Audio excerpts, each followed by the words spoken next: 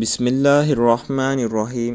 صحابہ رضی اللہ تعالیٰ عنہم کے ہنسنے پر حضور صلی اللہ علیہ وسلم کی تنبیہ اور قبر کی یاد دہانی۔ نبی اکرم صلی اللہ علیہ وسلم ایک مرتبہ نماز کے لیے تشریف لائے تو ایک جماعت کو دیکھا کہ وہ کھلکھلا کر ہنس رہی تھی اور ہنسی کی وجہ سے دانت کھل رہے تھے۔ حضور صلی اللہ علیہ وسلم نے ارشاد فرمایا کہ اگر موت کو کثرت سے یاد کیا کرو تو جو حالت میں دیکھ رہا ہوں وہ پیدا نہ ہو، لہٰذا موت کو کثرت سے یاد کیا کرو۔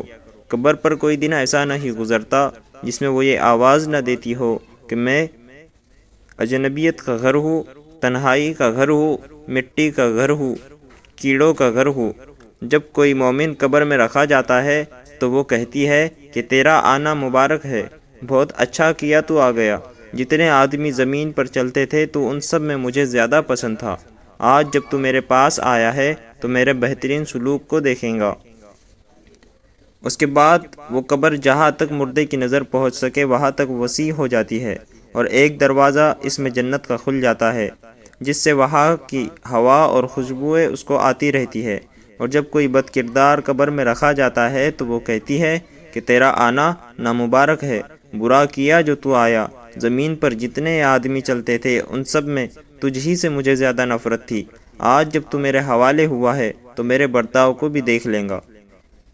اس کے بعد وہ اس طرح سے اس کو دباتی ہے کہ پسلیاں آپس میں ایک دوسرے میں گھس جاتی ہے اور 70 اژدھے اس پر ایسے مسلط ہو جاتے ہیں کہ اگر ایک بھی زمین پر پھنکار مارے تو اس کے اثر سے زمین پر گھاس تک باقی نہ رہے، وہ اس کو قیامت تک ڈستے رہتے ہیں۔